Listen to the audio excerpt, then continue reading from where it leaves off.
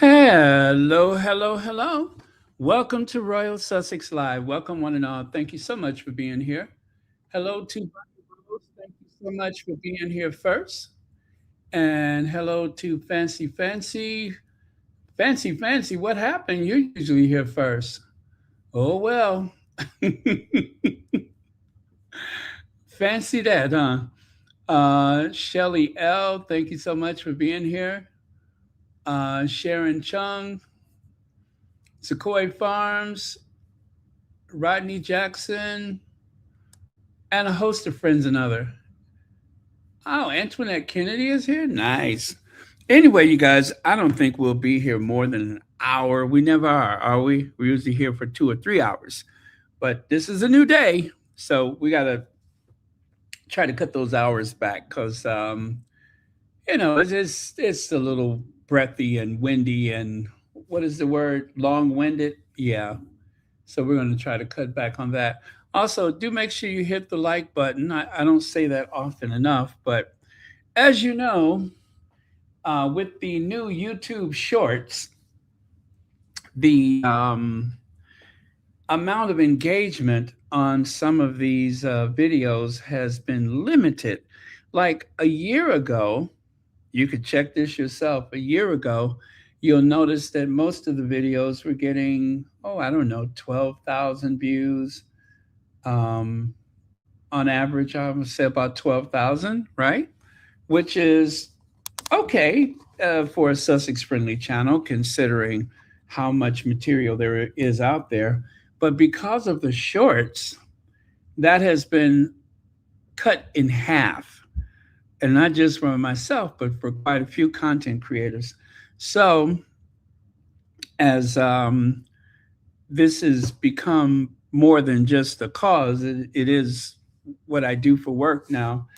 I do ask that you try to make sure that you hit that like button. It is like the very least that you can do. Also, you may consider a membership, which is only $4.99 once a month. For the price of a cup of coffee, you can help and support this channel. So do consider that. The shorts are here to stay. And I know you're probably thinking, well, why don't you do more shorts? The shorts right now, they're not like TikTok. They're not as lucrative as TikTok. And unless you get, and I do mean get millions of views per short, I'll leave it at that, okay? Unless you get millions of views per short, it's a new day. And listen, I'm grateful to YouTube for making it possible for me to even have this platform. And we have to evolve and change when things change. And there's just the inevitable change, and it is their obligation to their stockholders, if you will, that they change with the times. So no fuss for me. It's not a pity party, but I am asking you to, at the very least, make sure you hit the like button. And if you would like to contribute in other ways, that is more than welcome. Super chats, super stickers, buy me a coffee. By the way, I don't do the memberships for buy me a coffee. It's way too confusing. So I'd rather you just do a YouTube membership. And yes, I know that it's not as um, big a payment for me for you doing that, but that's you don't get the um, you don't get to use those stickers or anything like that. Plus, you don't get the ability to show that you support the channel. You don't get any recognition if you do the buy me a coffee. So I'd rather you have your, you know, recognition more than anything else. So, all right. So that's the public service announcement. Again, a membership starts at $4.99 per month. That's just like that commercial where it says a family of four can save up to 200 pounds per family, or up to 50 pounds per person. Those pers are very important. Okay. Like Church Nelly. is saving up to $4.99 per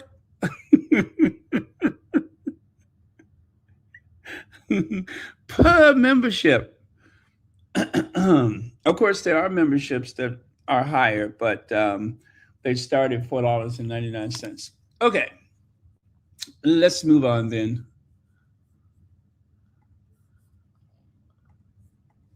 Prince Harry Travelers Coalition was at the ITB Berlin earlier this week, where they hosted a panel of outstanding leaders from across the sector for an interactive session on the future of tourism. As you can see, Prince Harry did not travel there. He decided to do things by video monitor, which is just fine. But you know what?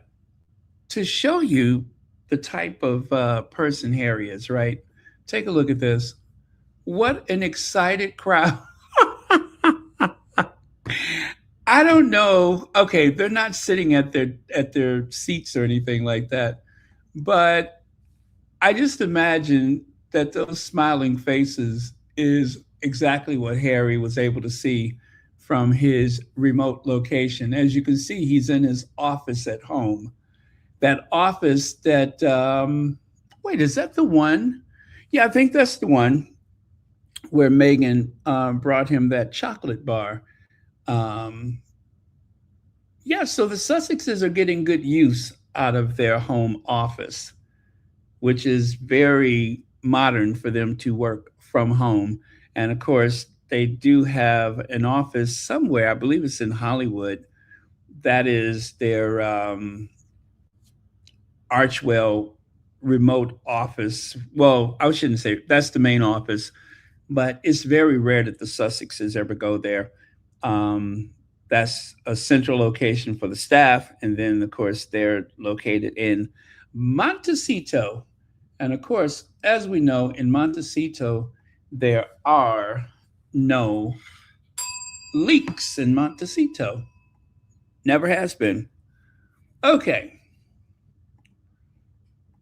And we know that's true because look at how many of these incredible travel well, I shouldn't say opportunity, but these okay, look at how many times they've gone on tour, not a quasi tour, but just on a tour, not even a royal tour, just Harry and Meghan on tour. And there was absolutely no leaks about it. Do you know that when they went to Jordan, there was only a 12-hour notice? Do you guys remember that? Remember when I said, well, if they're going to be there at whatever time, I said they should be landing right now.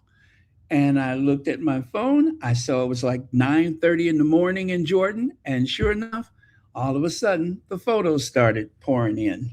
So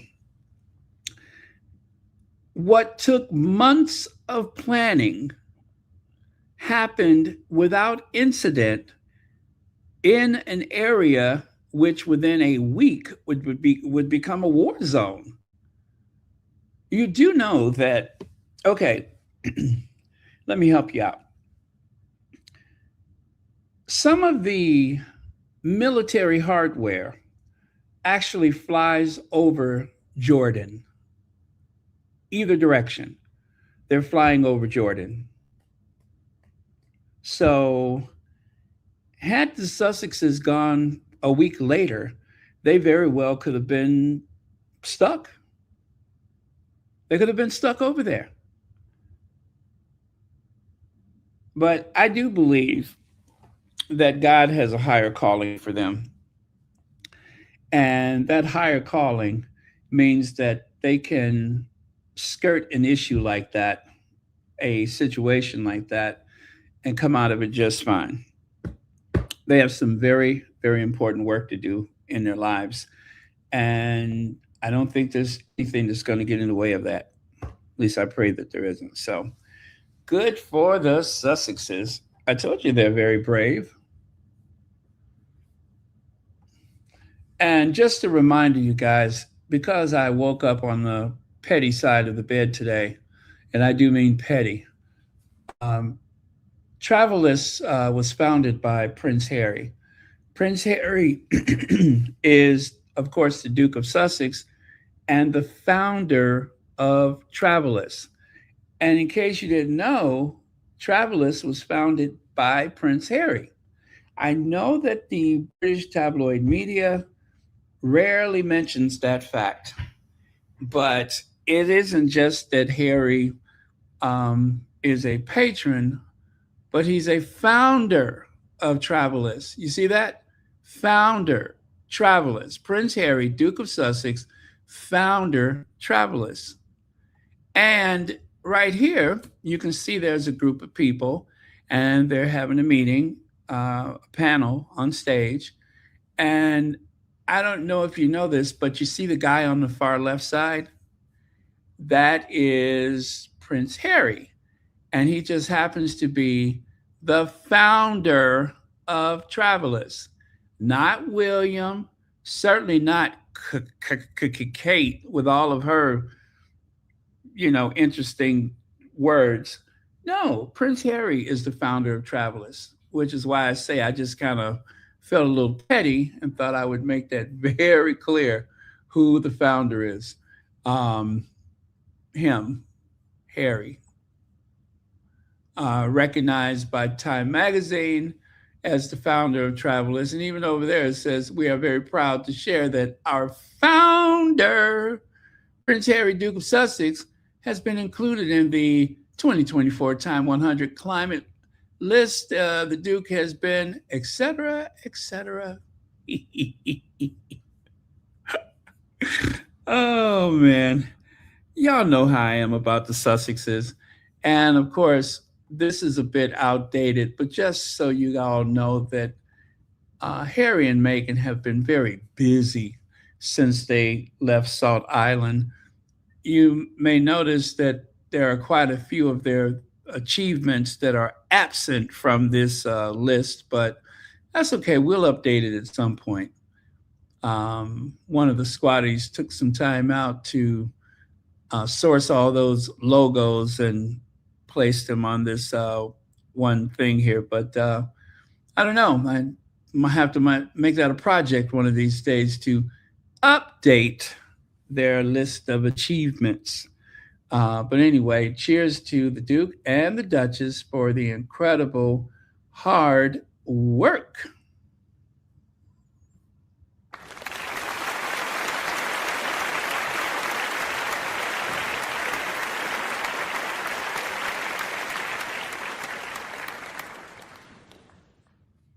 Okay. So King Charles reportedly weighs Royal Lodge offer to Prince Harry and Meghan Sussex. He's weighing the idea of offering Royal Lodge. Um, I don't like it. I think it's ridiculous. Um, I'm almost believing that this is a bit of a distraction from other things, but let's play along, shall we? And so the palace offers another olive branch just when it seems the institution might quietly retreat from the headlines. Another carefully placed royal briefing appears.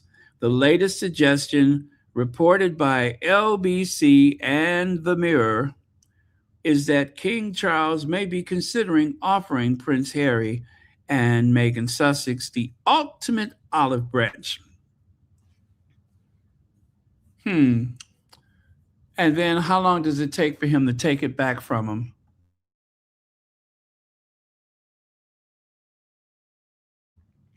How long does it take for him to make an offer and then withdraw that offer um, when and if he decides that that's what he wants to do? And what is this grand gesture meant to be? A public apology for years of hostile press coverage? An acknowledgement of the security concerns Harry has repeatedly raised? A recognition that the couple left Britain after feeling unsupported by the institution they once served? I'm going to say affirmative. No, the reported peace offering is the Royal Lodge. Yes, Royal Lodge, the sprawling 30-bedroom residence in Windsor Great Park that recently became vacant after Andrew Mountbatten-Windsor was asked to relocate to Wood Farm on the Sandringham estate. Now, why would Harry and Meghan want to move into that jinxie house? That house is jinxie. There's a cloud of negativity over that house. Why would they want to take a house like that? It wouldn't make any sense. And I know for certain that the Sussexes would not be interested in something like that. Um, they're safer staying at a hotel. You do know that. They are much safer staying in central London at a hotel, or there's some places outside of the, thick of the metropolis where they could stay and be even safer. But being at a royal residence doesn't make you safe. It makes you guarded, it makes you feel protected, but there have been too many security breaches for my comfort. So, no, thank you. Royal Lodge is, troubled legacy complicates any reconciliation. For 2 decades, Royal Lodge was Andrew's home. In recent years, however, the property has become closely associated with controversies surrounding his links to you know who, that pervert. According to the commentator Rob Shooter, one source described the plan in glowing terms. And the quote is, "This would be the ultimate olive branch. Charles wants unity. Offering Harry a significant Windsor property would send a powerful message that the door is still open." You know what? Right now, people are criticizing William and Kate about their new forever home. People are asking about these peppercorn rents and such. The whole point of Harry giving 3 million, was it 3 million US dollars or 3 million pounds, when he paid that money to the Crown Estate for the Frogmore, which money that he by right didn't even owe. That money was to buy peace of mind. That money was to take one of the biggest talking points that the press used against them over and over again. That takes that right off the table. And they don't speak about it anymore. It's not the matter of national security and urgency that it was a few years ago when they wouldn't stop talking about it, when they were trying to figure out when and where Doria would move in and which room she wants to stay in and all that kind of crap. Uh-uh. There's just too much there. The Sussexes would definitely buy their own property. They don't want anything out of that royal portfolio. No, they can rent that property to someone, but it will not. I repeat, it will not be the Sussexes, and we don't even know that Meghan would want to return to the UK. We don't know that she's ever going to return again. We don't know that yet. So maybe she will, maybe she won't. And so the quote says that that's the door. That message, of course, is that the door is still open. And Feminagra says, open to what exactly?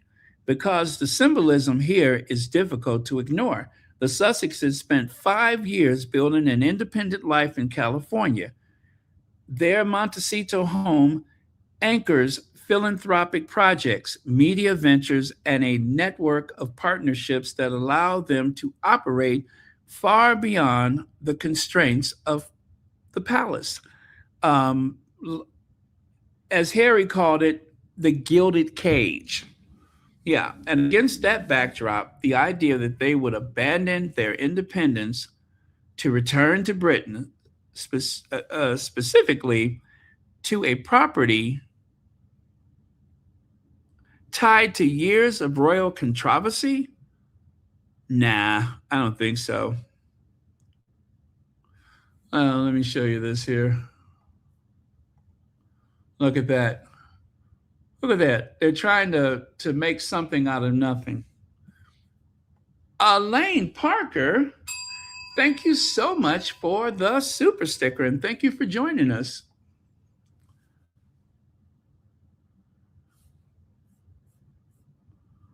Oh, there we go right there.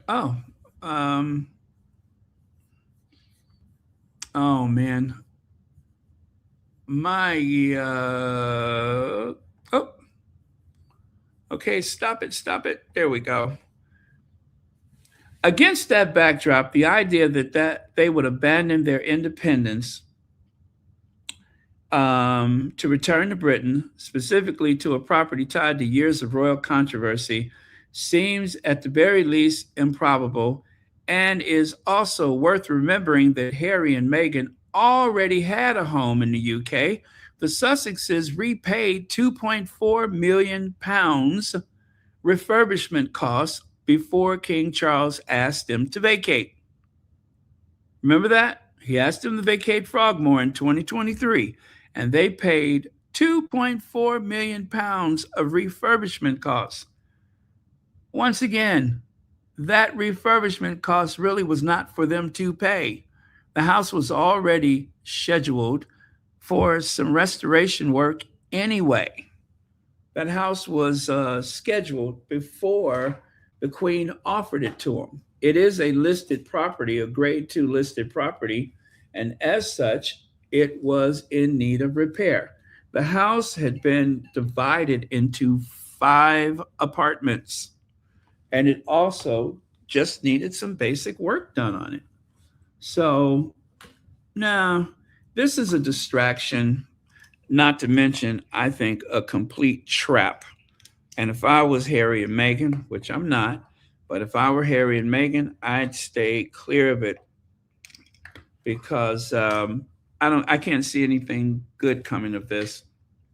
Nothing. It would be talking points for the tabloid media, and they have plenty to talk about without bringing the Sussexes into something that has nothing to do with them.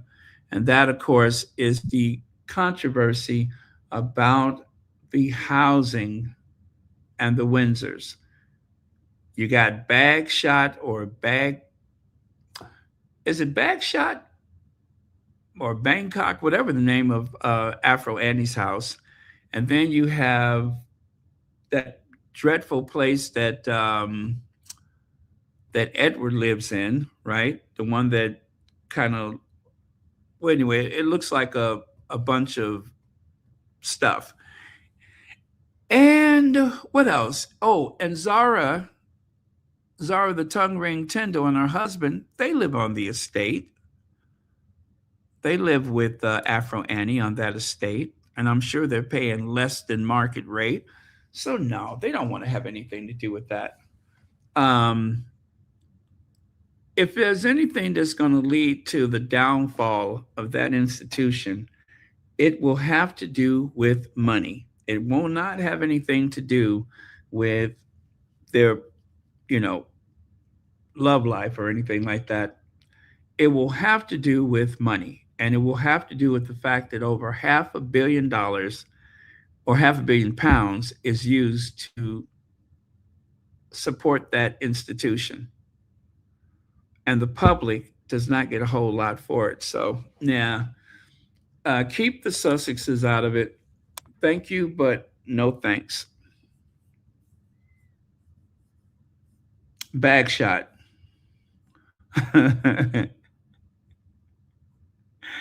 Bagshot Park. That is a weird name. Oh, Afro Annie lives in the catacombs, right? She lives in Catacomb Park or something like that. That's it, the catacombs. Well, she kind of looks like she just stepped out of a catacomb, doesn't she?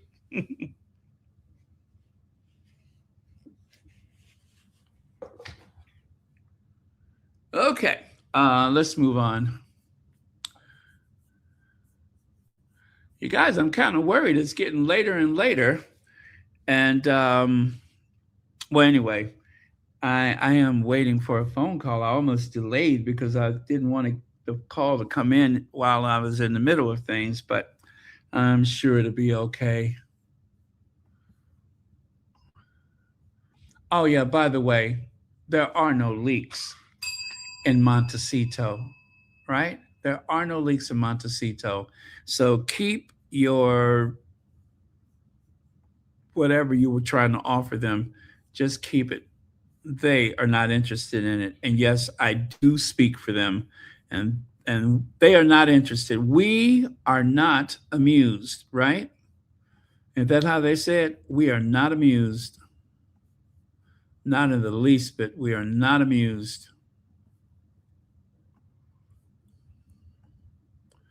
So take your bag shot park and stuff it. Um,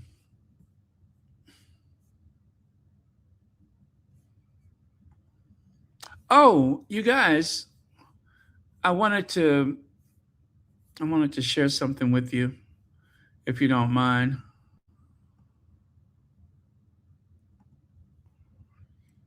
If you don't mind, I wanted to share something with you. I don't know if I mentioned this before, but did you guys know that Harry was the founder of Travelers? Yeah, Harry is the founder of Travelers. I'm just saying. All right. I wasn't sure I had mentioned that.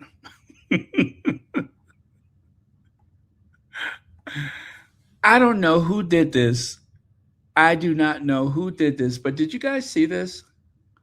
Someone went over to Buckingham Palace, and I'm not sure what that other location is there on the right, but someone actually, um, someone did that. Someone did this, um, placed a memorial placard for Virginia Giuffre. Yeah, isn't that something? I could not make them out clearly, so I cannot tell you what it says, but I can only tell you that that is that someone did that, which I think is absolutely brilliant. That is absolutely brilliant. So a Buckingham Palace Memorial Garden for Virginia Giuffre, and then whatever that is on the wall there. Hello, Kim Peaches. Thank you for joining us.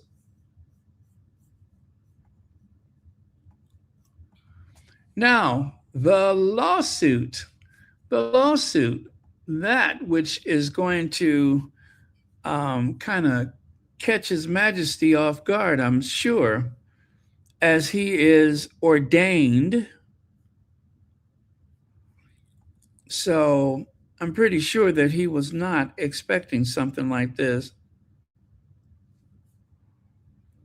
But yeah, he's being sued.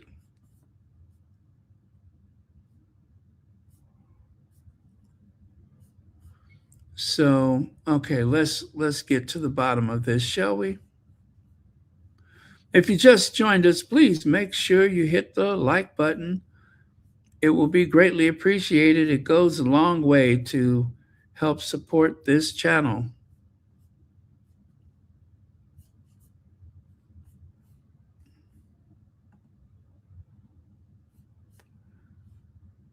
Okay, now about that lawsuit.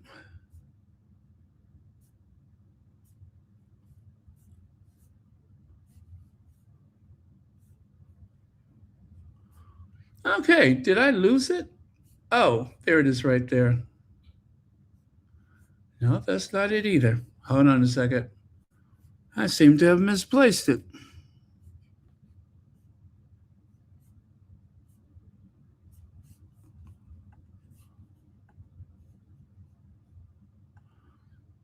Okay, here we go. Sorry about that.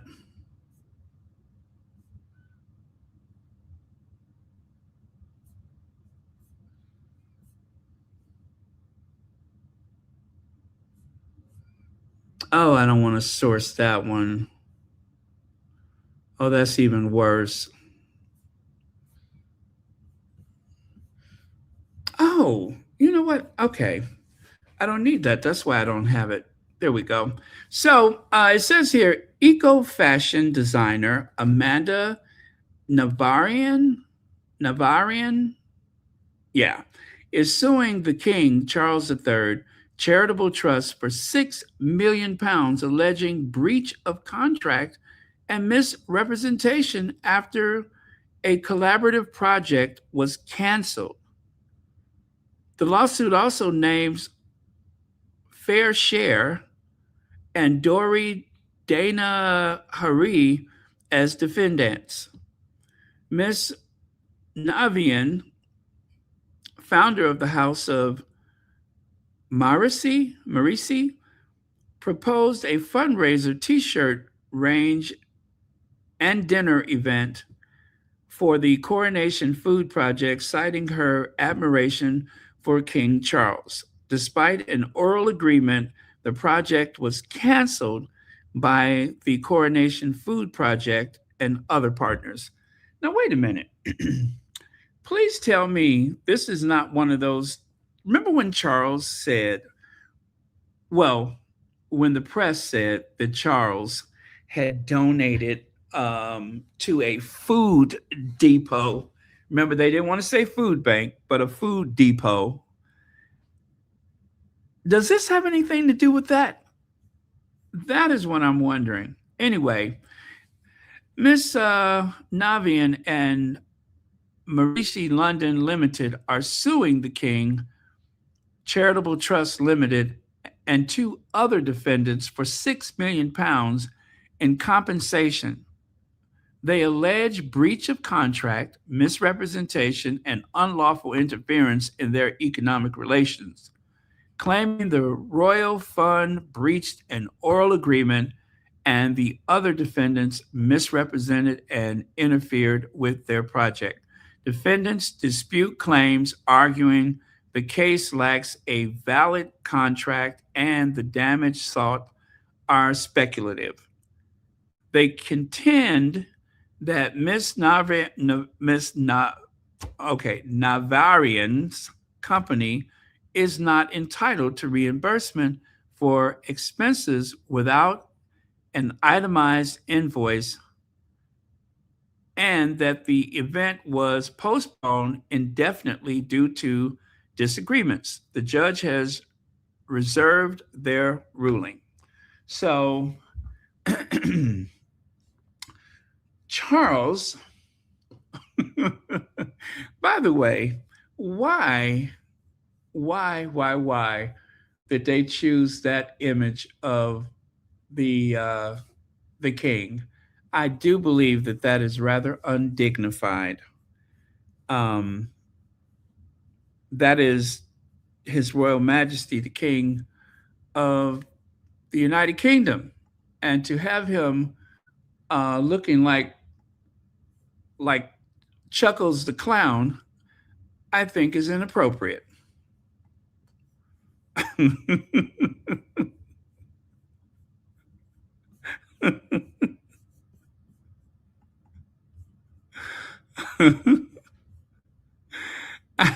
I find that grossly inappropriate that that they chose that image of Charles to.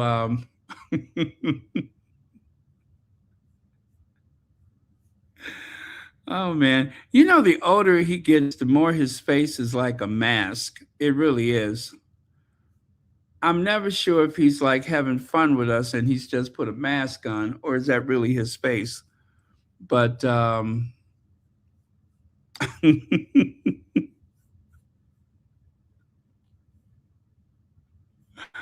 you think that's one of his best photos? Um, Yeah, I suppose for some people you really can't see anything different about them. So, but yeah, excuse me. I think it's hilarious.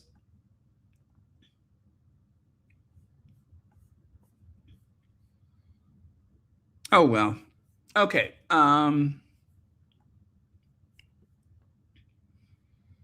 I tell you what.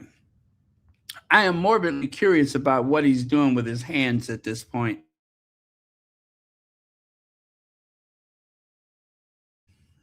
I'd be lying if I didn't say I was more than a bit curious as to exactly what is he doing with his hands. Aren't you a bit curious?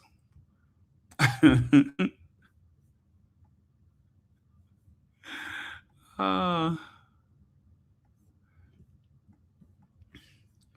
anyway, I'm sure that there's a reasonable explanation for that very strange look on his face.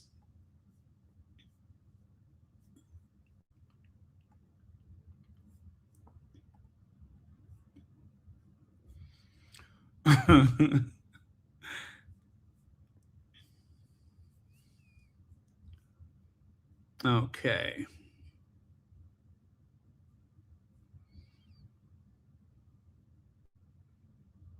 Oh, okay. All right, let's move on then.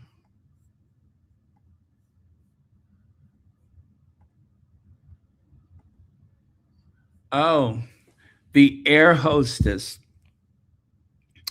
You know,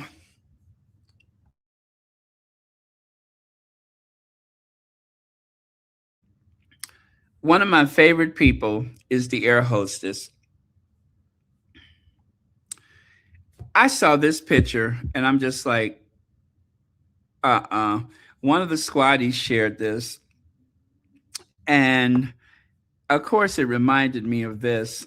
I'm like, oh boy, Ma Middleton is at it again. Such a lady.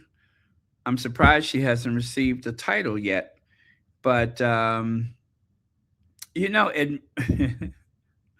admitting you have a problem is the first step. I'm not saying she does have a problem. I'm just saying, in general, admitting that you have a problem is the first step. I tell you, the face of gin and regrets. Yeah, you know that that little bottle came off of that beverage cart from what airline was that? British Airways. Back in those air hostess days, I bet you there's thousands of those bottles around their Buckleberry estate.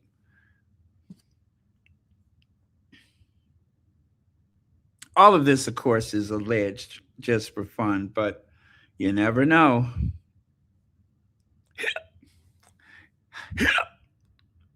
Every time I look at that photo, I could almost hear a little hiccup.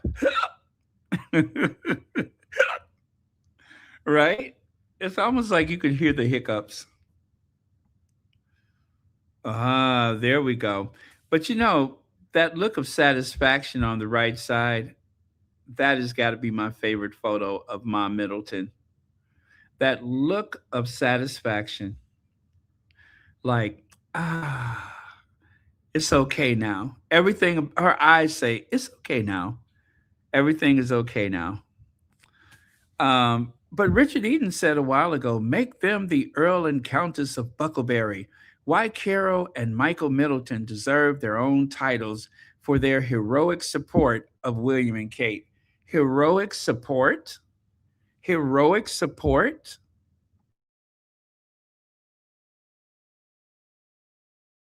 They give out honors too freely, I'm afraid. Heroic support.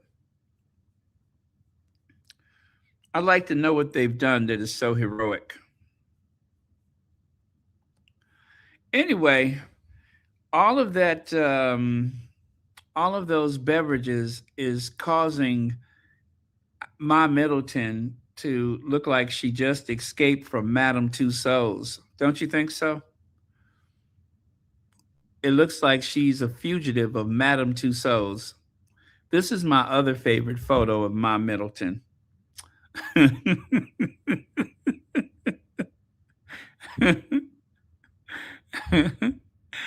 Oh, I'm not sure if this is from Madame Tussauds or is that actually my Middleton. I have never been able to figure that out.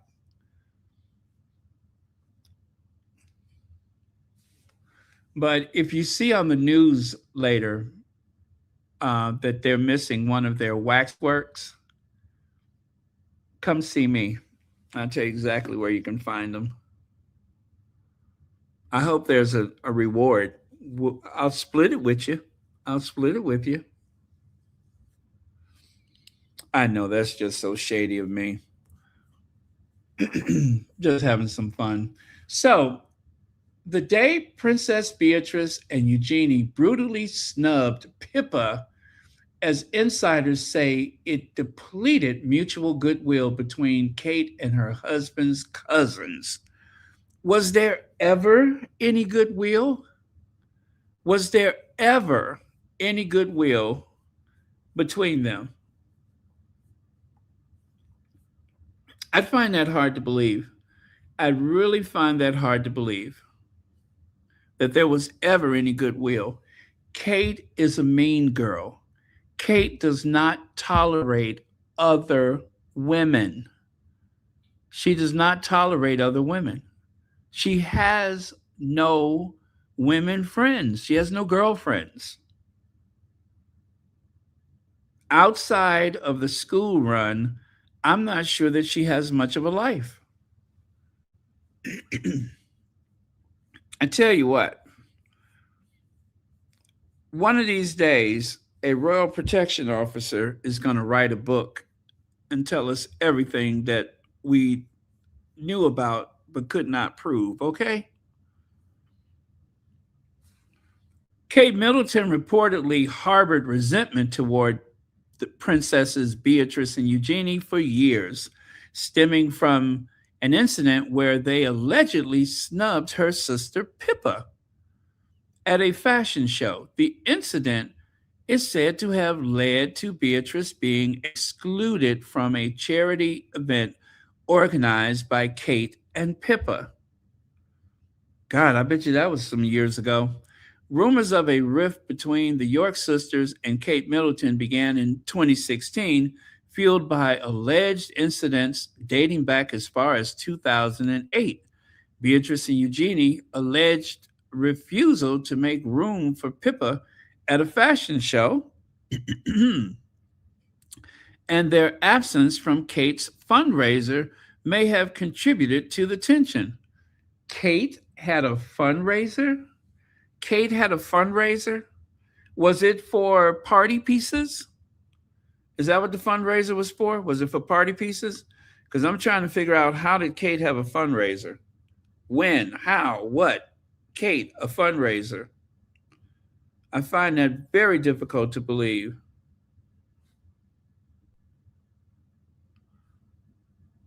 Oh, oh, thank you so much for that. I won't say who it's from, but they say that that they've been watching, and they just have not been in the comments. Thank you very much for that. I really do appreciate that. Um, yeah, that was a cash app. Thank you very much for supporting Royal Sussex.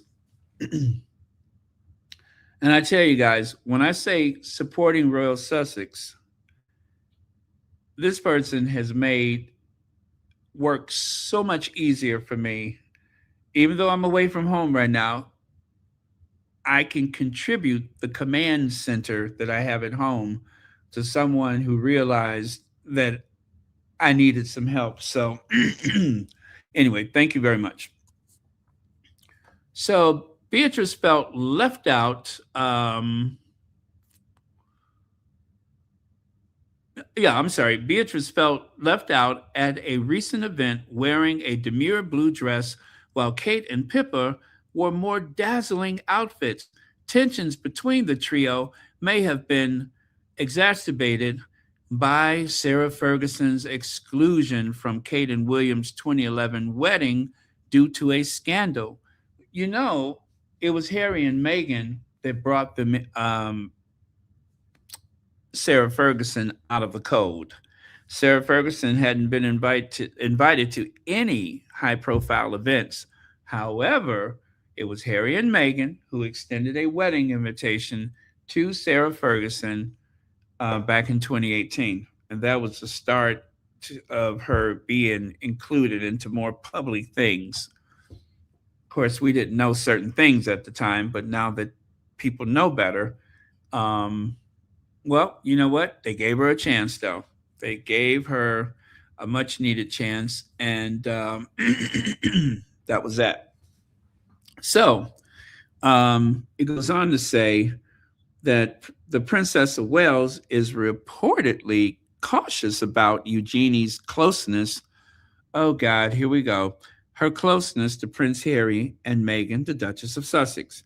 Concerns are further exacerbated by a New York, I'm sorry, not New York, by the York sisters' parents' um, continued association with that pervert, including Fergie's celebration of his release from jail and Beatrice's reported fondness for him. The situation worsened with Prince Andrew's arrest and suspicion of misconduct while in public office related to allegations of passing sensitive information to the pervert. Listen, all of this is a distraction. Look at the photos that they use with this article. You have Beatrice and Eugenie, both of them wearing party clothes. And then you have Kate and Pippa looking somewhat, you know, smartly dressed, as if all Beatrice and Eugenie do is party, and Kate and Pippa are all about duty and official stuff. This is a distraction. They are digging up a past event that in no way has any bearings on what's going on right now, and it makes Kate looks like the hero. It makes Kate seem like she's always been dutiful. Kate is the one who was the party princess. Kate was the party princess. Even before she was married into the family, it wasn't unusual to see Kate at a party, to see Kate out of her mind, intoxicated by all appearances, allegedly. She's the one that was the party person. They are trying to rewrite the history of Will and Kate. They want everyone to think that Will and Kate were so concerned about the future of Britain that they refused to drink as much as the next person, that they were on the periphery of the party as opposed to being the center of attention as drunken fools. And they are using Beatrice and Eugenie's unfortunate recent events with their parents. They're using that to try to make Kate seem like, oh, she was ordained and worthy to be the future queen. I'm just surprised that they're giving the Sussexes a break, to be honest with you. But that's all this article is about, is to try to make it seem like Will and Kate were always destined to be king and queen. They were always destined to find each other. Kate was destined to wait 10 years of humiliation before William popped the question, right? All of that is aligned. And unfortunately, they're dragging Beatrice and Eugenie into this bigging up of Kate Middleton to try to make her seem like she's more impressive. They need to leave them girls alone. They ain't bothering nobody.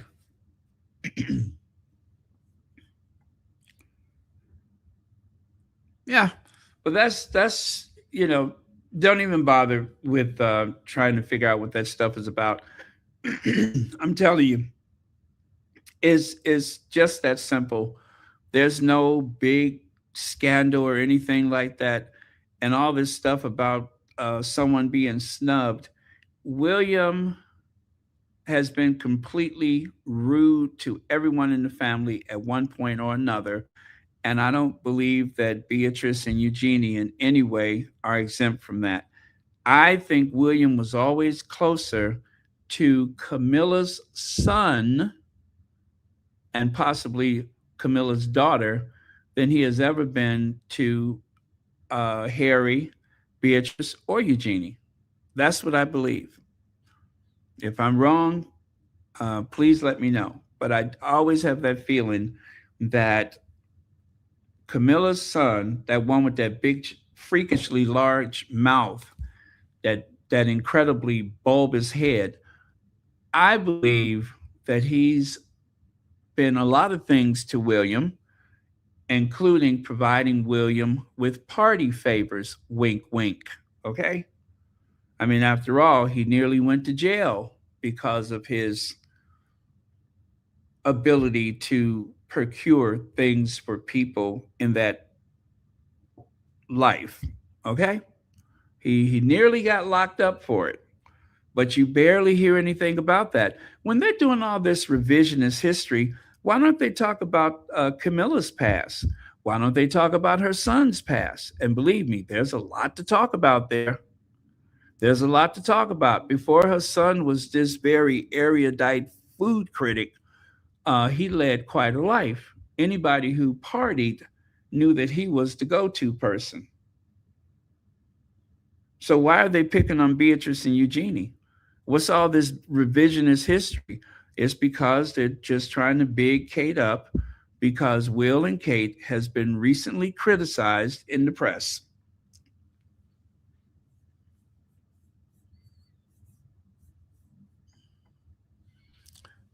We all saw Kate in the back of the taxi showing what no one wants to see.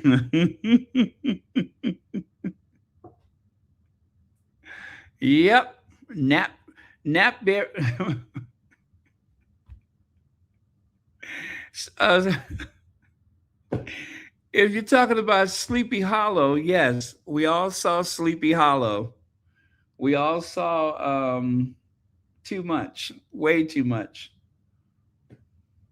Uh,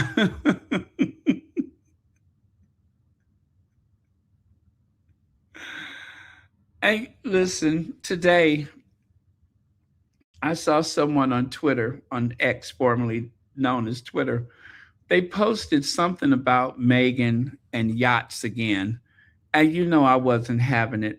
So I dug out everything I could find about Kate. Oh, you know what? They had a picture of Meghan on the balcony, was it? Or wherever it was. No, it wasn't the balcony, but it was Meghan standing next to Andrew. And I guess they exchanged pleasantries. And so they posted something about Meghan being a yacht girl. And so, why did they do that? I had to go find pictures of Sir Richard Branson.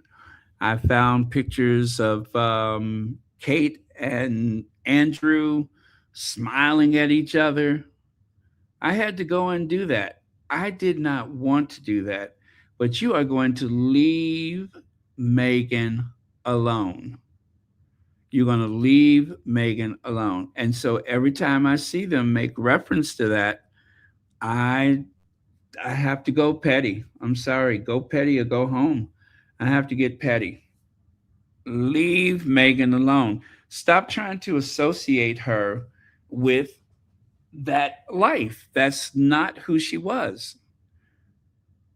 I mean, there is literally a article from the Daily Mail clearly pointing out who's the yacht girl, and it was not Meghan.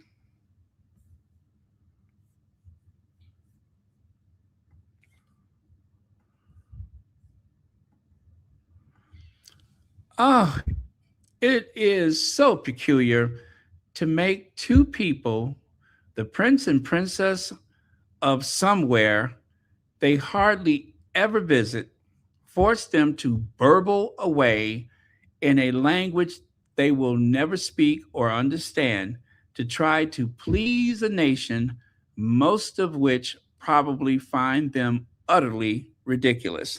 Meaning, of course, that unfortunate attempt of those two to try to speak Welsh. And it was quite unfortunate. I'm going to let you hear it for yourself.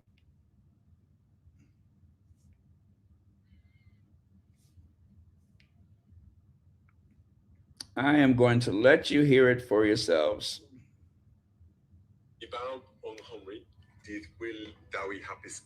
Uh-oh, hold on a second. You know what's funny is that even though it's Welsh, I can actually understand Kate. My Cymru yn agos iawn at ein colonnau, ac rydyn yn edrych ymlaen at bob ymweliad. Mae'n wlad hyfryd gyda hanes cyfoethog a phobl wych. Dymunod llonod llawn o ddathlu, gyda'r theulu a ffrindiau. I bawb yng Nghymru, dydd gwyl dawi hapus iawn. Mae Cymru yn agos iawn at ein colonnau, ac rydyn yn edrych ymlaen at bob ymweliad. Mae'n wlad hyfryd gyda hanes cyfoethog a phobl wych. Dymunod llonod. Obviously, it'd be. I would love to have met her, and she's obviously she's an inspirational woman to look up to. Obviously, on to this day, and going forward and things. It is, it's a wonderful family. The members who I've met have achieved a lot, and very inspirational. So, yeah, I do. Okay, I bet you do. But you know what? I just don't get it.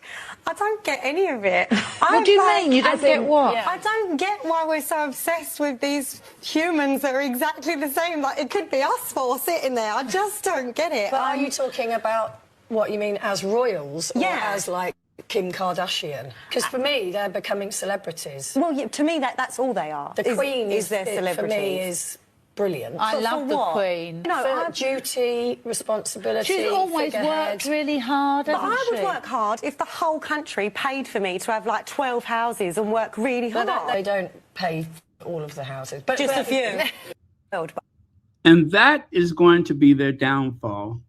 That is going to be their downfall. It is the extravagance in which they live. I believe that is going to be their downfall. Harry and Meghan are the only ones that are independent and incredibly successful. And it's easy to attribute their success to their titles because that's a cheap shot and it's an easy one. But the truth is they work hard and they have not put a foot wrong. They have not put a foot wrong. There's always someone who will say, oh, sometimes they make poor choices.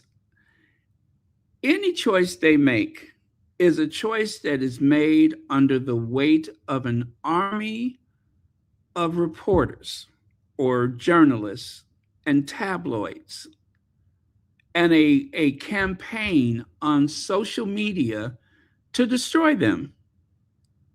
And so the people who seem to think that they could do anything better than what they're doing right now, they need to do that under the weight of someone being criticized or having their lives threatened at any given time for the slightest thing that they say or do.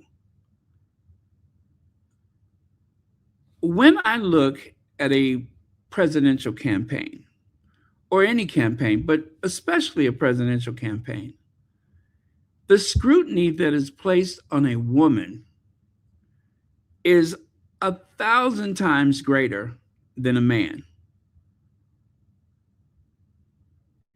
And a man can be as irrational or illogical as he wants to be and still seen as credible. Whereas a woman, if they raise their voice, if they get excited, the slightest little thing can make them unfit for public office. The slightest thing. And whether it's the man or the woman candidate, it doesn't matter to me when it comes to certain verbal gaps, certain mistakes, because everything that you say is going to be picked apart. It doesn't necessarily mean that you have the most qualified person because someone has zero mistakes. That just means that, unfortunately, they have given someone an opportunity to sink their boat, right? That's all that means is that the opportunity presented itself, and it all depends on how they're able to spin whatever mistake that you've made, how they are able to find some thread that they can pull upon to ruin you. So regardless of whatever they call a mistake the Sussexes have made, they are under a lot of pressure. Will and Kate do not have that type of pressure. Their pressure is more about their future, not their present. Everything that they do, they get coverage. They're protected. But Harry and Meghan's real pressure is in the moment. It's not about what their future is. They're fighting to stay above the fray right now. So I really I get so irritated when someone wants to give them a compliment or wants to have some type of sympathy or consideration, and they have to start it off with, well, they've done some really dumb things. No, they haven't. They've done the best that they know how under the circumstances. And there's not too many people in this world, aside from someone running for a political campaign, that knows what that's like. Meghan has been vetted like she's running for president. The only thing is, this vetting process is usually a 2-year ordeal. For Meghan, how many years has this been going on? That she has been vetted again and again, that she has been told to prove herself again and again, that she has been considered a problem they blame everything in the world. It's just like you have to hold your breath and you wait and figure out, how are they going to blame this on Meghan? And for Harry, he gets the agony of sitting back and watching the dreaded Windsor curse attack his wife. And what is the Windsor curse? The Windsor curse is he's born into that family. And whoever he married would be under a great deal of scrutiny. But the fact that there's that African blood, right? That African blood, that's probably as more troubling than anything else. It's just that they hide that as a reason for the attacks. They don't want you to know how racist they are. They don't want you to know that they just cannot tolerate seeing a woman of African descent at the top of that pyramid. As oh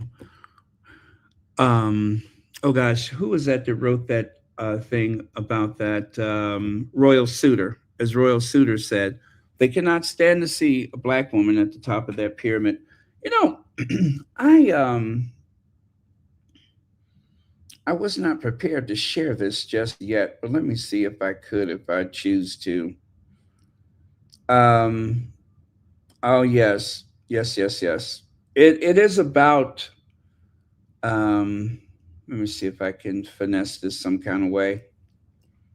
It's about that very thing. It's about main character syndrome. It's about seeing a woman of color in a place where it really makes other people, in particular, other women, uncomfortable. Okay. And this has been a viral video and it's been floating around for some time. But I'm going to do a little screenshot just so you can have a bit of reference to the person.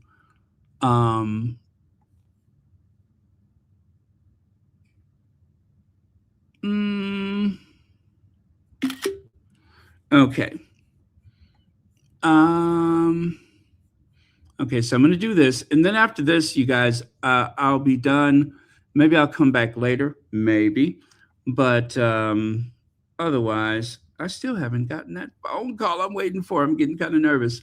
It's nothing bad, though. I don't want you guys to worry about anything. But I did manage to get through this without it. Let me see here.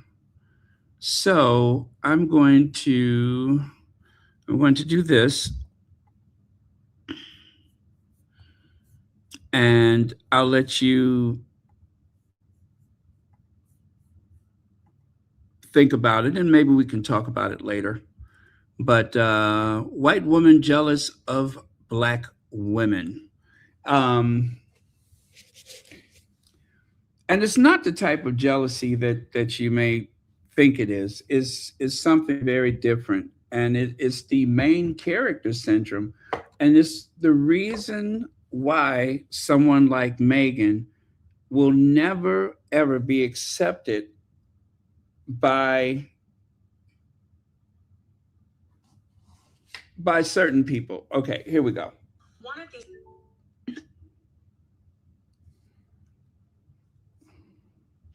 I have a theory about why Black women and white women are having such a hard time getting along, and it starts with a story. When I first started teaching, I was in a teacher training program with 3 other women. 2 of them were Black and 1 of them was Indian, and we started teaching at the same school, the same grade, at the same time. One of these women, a Black woman, completely excelled. She did so much better than I did at literally everything. Classroom management, her test scores were high. She was excellent at literally everything. And something about her excellence didn't sit right with me. I just didn't feel good about it, and I couldn't figure out why I didn't feel good about it. It was internalized racism, but I didn't know that yet. So I had to sit with this idea of her being better than me and trying to figure out why it didn't feel good and feel comfortable for me. And of course, at the time, I didn't know that I needed to do the work of anti-racism, so I didn't think it was possibly because I could have internalized racism. I had to do a lot of study and thought about myself and what could possibly be making me feel this way about this woman. And here's what I discovered. Most of the media that I had consumed to that point in my life had white people as the central characters. And the shows and other media that I consumed that had white women at the central characters often had Black women as the side characters. These Black women's role in these movies was to assist the white women, support the white women, advise the white women, but never to rise above the white women. Even shows that were about Black women, like The Help, had white women as the central character and the Black women as supporting characters. So I internalized the idea that Black women were there to support me and to advise me, but not to rise above or become better than me. And that's why when this Black teacher was way better and more talented than me, I felt some kind of way about it. Now, I'd imagine lots and lots more white women have also internalized the same idea, and that's why they feel okay stealing Black women's content and not giving them any credit, because the Black women are just there to advise them anyway. But most Black women are natural leaders. Society has forced them to become leaders. And so we need to step aside and let them lead, even if it means checking our privilege and letting them lead us. So there you go. It's just food for thought. Of course, this does not describe every situation. and everyone in the world. But here in the United States, I have to say, in particular, here in the United States, we have had a long history of this type of portrayal of Black women as there to help everybody and never to really have any type of leadership. That is, and then of course people say, well, what about Oprah? Someone as big as Oprah transcends everyday life, and people will accept a certain type of behavior, a certain type of achievement, or anything. They'll be more apt to accept that from an Oprah because she's so familiar. But they don't necessarily associate Oprah's Blackness with their coworkers' Blackness. There's a huge disconnect there. So I applaud this woman for her honesty, because it probably took her a very long time to get there.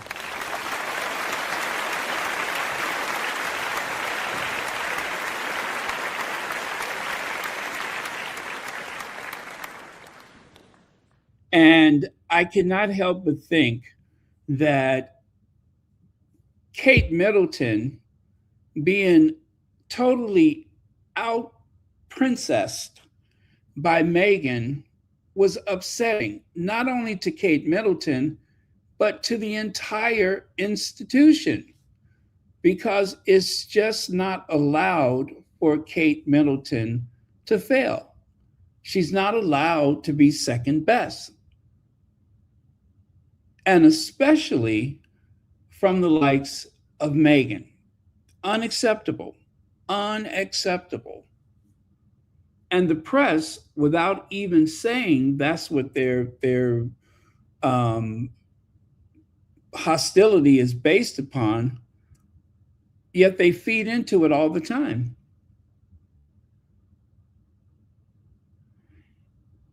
Because we have such a big history of this very thing, before the current occupant of the White House, it would be very unusual for not just one person in the press, but multiple people in the press to make these daily comparisons where they make the Black woman out to be the villain. Years ago, that would have been a big no-no. That would have led to a boycott of whatever newspaper. That would have led to so much heat that the person who wrote the article would have been fired. Nowadays, of course, that person, they could always go to Fox News. But that's the world that I grew up in. Was, yeah, you could say whatever you want, but there was going to be a price to be paid for it. And your professional career would have been over. But nowadays, we tolerate that behavior. Let's see. Oh, Jennifer Clark, thank you so much for the super sticker. And thank you again for the support. But anyway, you guys, it's just something to think about. Again, it does not describe every situation, but for certain, it it is a reality for a lot of people on either side, whether you're the Black woman who is being discounted or discredited or ignored for a promotion or something, or whether you're the person on the other side, the white woman who needs to do the work, who doesn't actually see her bias. But hopefully someone like this will open up more people to the idea that they are not the the lead in this particular play. They're not the lead actor. That it's actually someone else. Okay. Right. It was a viral video some time ago, and I kind of lost track of it, but it came up, and I thought I would share it. Beverly McCaskill says, I'm so glad to know that that young woman has done the work and in understanding herself and why she has the feelings that she does against Black women. Yeah, I think it's like a reflex. It's like a reflex. And I was just looking at something about medicine. About the doctor said that in his training as a doctor, when you approach a Black patient, you describe them as, let's say, John Smith, age 47, and African American. Whereas if it's a white patient, you do not describe them as so and so Caucasian. It may be in the paperwork, but you don't say it. And by saying that that person is African American, what you are doing is you're setting up in your mind as a physician that this person's health profile is special, unique, different, inferior. It is very well known that there are still doctors who believe that a Black patient has a higher threshold for pain, and they are more likely to withhold pain medication. There's also a lot of doctors who believe that if there is a Black patient, they only are crying for pain medication because they are a recovering addict or because they are addicted or they're going to try to sell it when they leave the hospital. Those are all of the things that factor into it. And if you don't believe me, explain the two Black women, the two stories back to back, where one had to deliver her child in a car because the hospital turned her away. And of course, the higher rate of mortality when it comes to Black women and childbirth is not because the Black woman's genetics are inferior. It's because the medical community others them. So this is very real. And if it happens in medicine, it means it happens everywhere. That means it happens everywhere.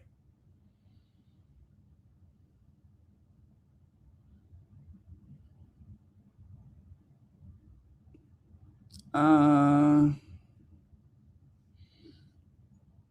me see. Oh, I just got a PayPal. Although I'm having trouble opening it, but oh well, I'll do that later. Let's see. Well, anyway, okay, I'm so sorry. I'll do that later. But yeah, so that. Oh, by the way, thank you for that.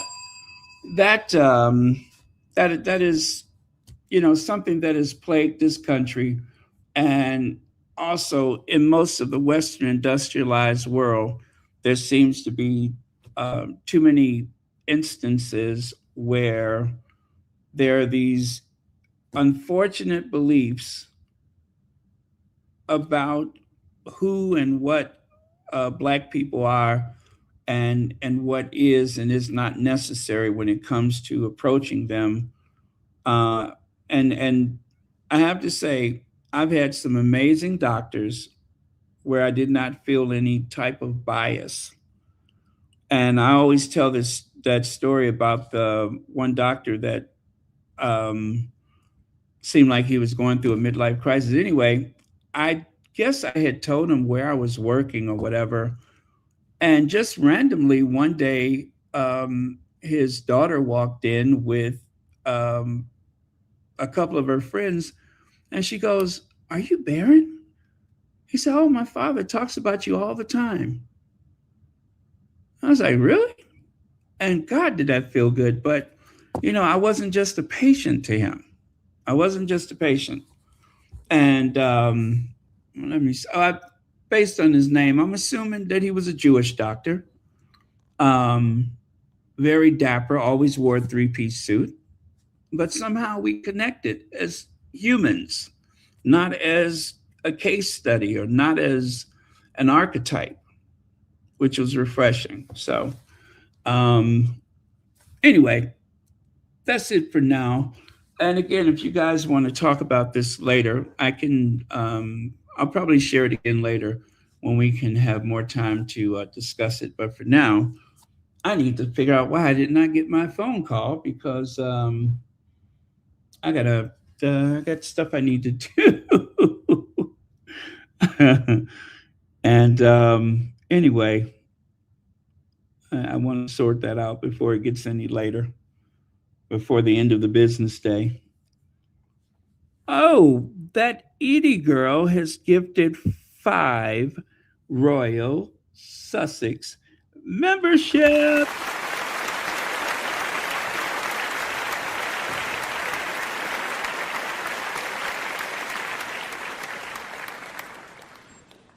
Thank you so much for that, and congratulations to the lucky recipients of those memberships. I promise you, I don't know how that works, but anyway, thank you so much for that.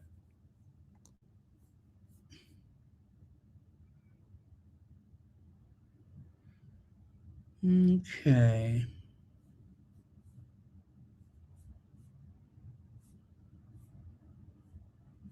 What? Yesterday was my birthday, so this is my gift to Royal Sussex. Thank you so much for that. Thank you so much. Well, in that case, let's dance our way out of here, shall we? It's been a minute.